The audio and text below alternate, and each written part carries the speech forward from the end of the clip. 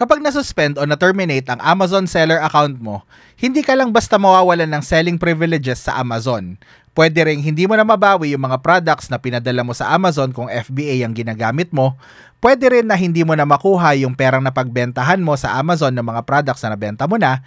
At higit sa lahat, pwedeng i-refund ng Amazon lahat ng customer na bumili ng mga products mo at ikaw yung sisingilin ng Amazon dun sa mga perang inirefund nila sa mga customer nila. So magkakautang ka sa Amazon. Hi, si Coach Jonel po ito and I help Filipino Amazon sellers make more money on Amazon. At sa video na ito, pag-uusapan natin yung isa sa mga pinakamalaking bagay at pinakaimportanteng bagay na kailangan yung tandaan para hindi kayo mawalan ng account sa Amazon. Sa screenshot na ito, makikita nyo na yung seller ay may negative $42,600 plus na balance sa Amazon. Ang ibig sabihin yan, meron siyang utang sa Amazon na kailangan niyang bayaran na mahigit $42,000. Ang nangyari kasi dyan, ito, sa screenshot na ito. So makikita nyo na meron siyang mga nirefund na item. So tapos lahat yon isisingil sa kanya ng Amazon. So, lahat ng mga products dun sa listahan na yun na nakita niyo sa screenshot, ni-refund ng Amazon dun sa mga customer na bumili. Tapos, siya yung sinisingil ng Amazon dun sa mga perang ibinalik nila sa mga customer. Mas maganda sana kung maipapakita ko sa inyo yung actual na dashboard nung naging kliyente ko na yon.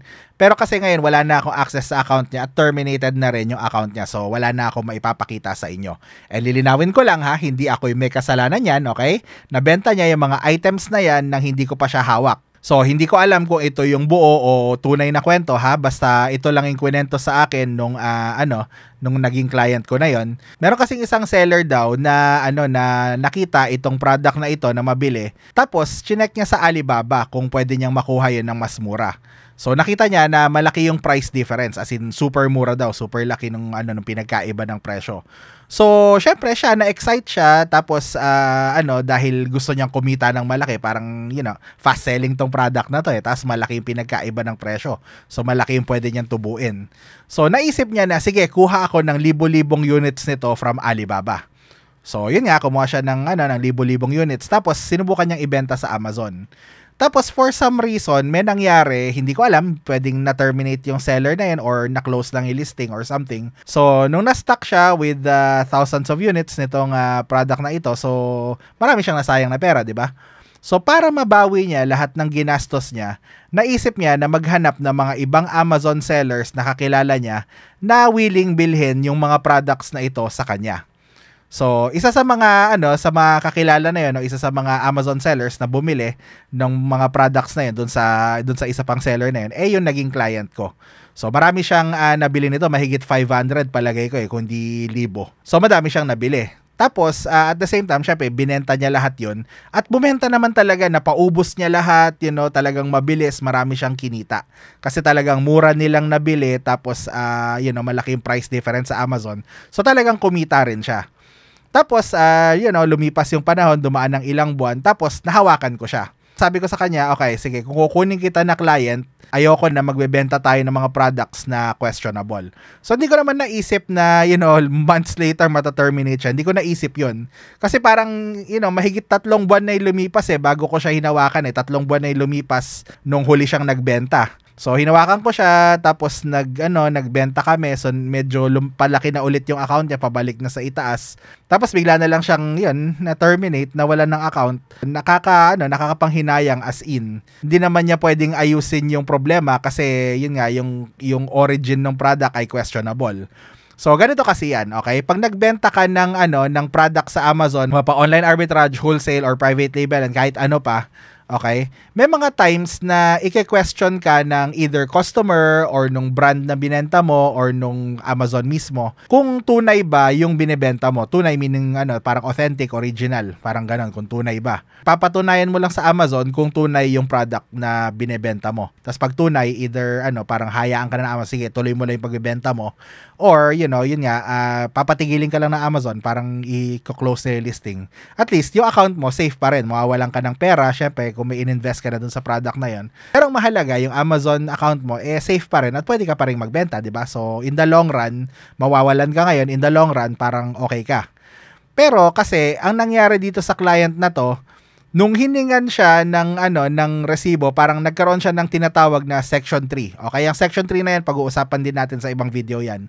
Pero na Section 3 siya, so may email dyan na parang terminated yung account mo dahil sa product na to. Tapos patunayan mo sa amin na legit ka na seller. Tapos patunayan mo rin sa amin na legit yung mga products na ito na na binenta mo. Syempre, hindi namin mabigay yung resibo. Parang normally kasi part ng management ko yun pag na-IP ka para ako yung aasikaso. Pero kasi una, walang resibo yan kasi nga binili lang niya sa sa third party na tao. 'Di ba? Kung binili sana yan sa mga sa mga store na kunyari Walmart ganyan or whatever, Walgreens, Target, parang okay, may resibo, 'di ba? Tapos since legit yung mga store na yon, hindi pwedeng sabihin ng Amazon na peke yung yung pinagbilhan, 'di ba? Pero kasi ito, tao. Tapos syempre yung tao na yon, malamang may resibo from Alibaba dun sa pinagkuhanan niya. Pero kasi ang problema doon hindi tatanggapin ng Amazon yung resibo na yon.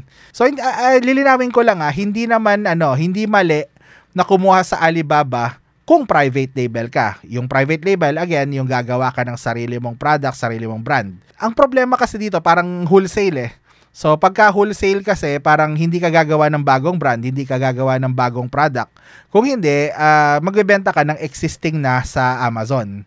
So syempre, yung mga ganon, kailangan mo siyang patunayan na dumaan sa tamang channels. So ngayon, okay, dagdag background, okay? So itong tao na to, itong seller na to na pinagkuhanan ng client ko ng mga products. So kinuha niya naman 'yon sa Alibaba sa sa tunay daw na factory, okay? So hindi natin alam kung yung mismong factory ng brand na 'yon yung pinagkuhanan niya or someone or representative or someone related doon.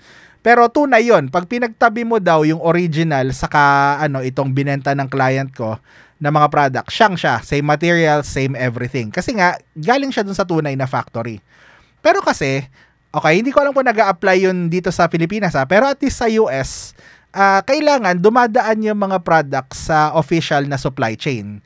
Kunyari, ito, example. So, factory sa China, tapos dadaan dun sa, sa brand, tapos saka yung brand, saka niya i-distribute sa mga either distributors nila or sa mga retailers nila na siyang magbebenta ng mga nila, ng mga products nila. Ngayon, since itong yung original na seller, yung pinagbilhan na seller ng mga products na yon, from factory to siya, so hindi dumaan dun sa official na supply chain o supply channels. So, yung mga ganon, considered pa rin na peke apparently. So, yun ang nangyari. So, hindi namin mapatunayan na tunay yung yung products na binenta nung dati kong client. Tapos na-terminate yung account niya. Tapos ngayon, nire-refund na ng Amazon isa-isa lahat ng bumili ng mga products na yun, ng particular na product na yun. Tapos siya yung sinisingil para dun sa mga perang ibinayad. So kung ano man yung kinita nung dati kong client sa pinagbentahan niyang yun, kailangan niya ring ibalik ulit sa mga sa mga customer na bumili. So, 'di ba ang sakit, $42,000 mahigit 'yun, nakita niyo, 'di ba? So, gusto ko sana ipakita yung mismong dashboard pero kasi terminated na yung account. Tapos tinanggal niya na yung payment method para hindi siya masingil.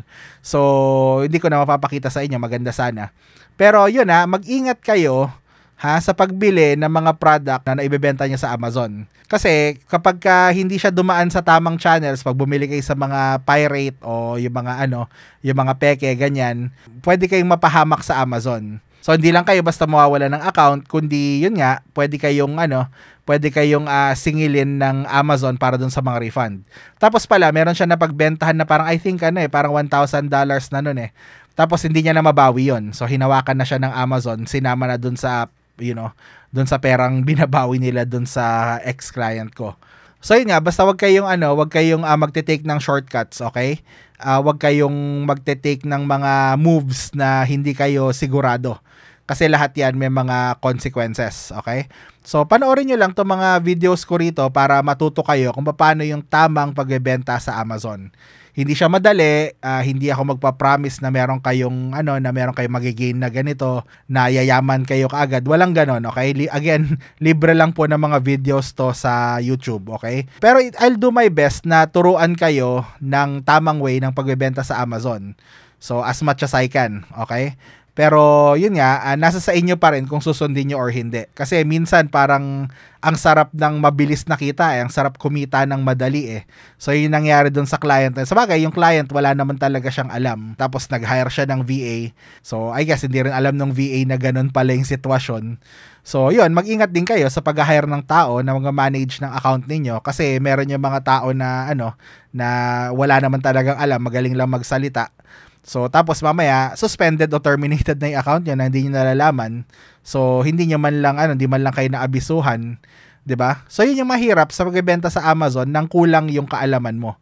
Kaya, yun nga, sinasabi ko na wag muna kayo mag-hire kung wala kayong alam sa Amazon. Kailangan matuto muna kayo sa sarili niyo para hindi kayo basta-basta maloko. Hindi kayo basta-basta mapabayaan ng mga VA na walang alam, 'di ba? So sana walang magalit dito na VA kasi ang daling magsalita 'di ba? Ang daling sabihin na okay, yeah, I know this.